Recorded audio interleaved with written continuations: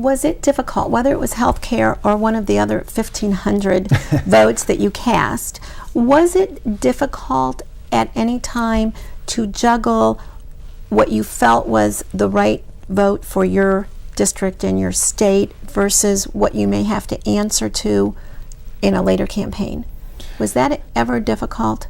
I think doing what's right can never be wrong. If you feel that what you're doing and what you're voting on, sort of having that conviction to take the steps necessary to, in your vote, in making your decision to vote, you can never be wrong, in my opinion.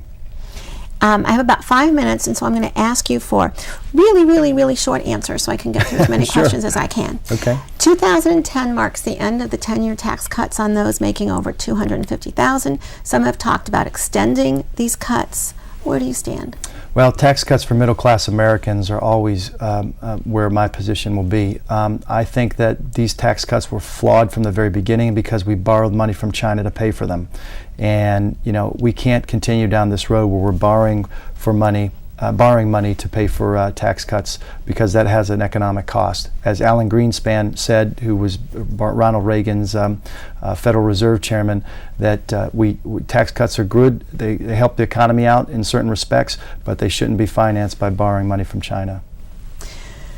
Iraq and Afghanistan, as someone who has been there and who put their life in danger, what is your view of what we need to do to either maintain our involvement, for how long, or to decrease? I've been very clear that my position has always been we need to bring our troops home safely, honorably, and soon.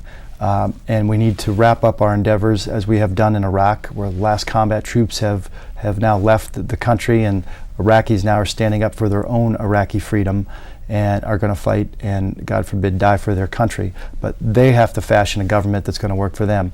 In Afghanistan, our challenges are a little bit more great. The terrain is very difficult, and the fact that they don't have a strong, stable central government. 70% of the population is outside urban centers, and it's very difficult when you don't have a justice system that's in place to execute justice. Do you think, with your experience as a combat pilot, do you think that you look at security, and I'm thinking of Israel, you were at the AIPAC conference gala event, the pro-Israel lobby. Do you think that you look at security differently as having someone who defended it?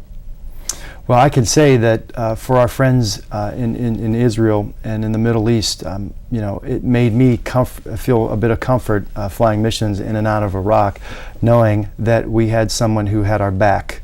And Israel was there, they had our back, and we want Israel to know that we have their back as well. And that national security perspective is not going to deteriorate. There are many members of Congress who believe that we need a strong democracy in the Middle East as a beacon and a light for how we think things should and government should be run.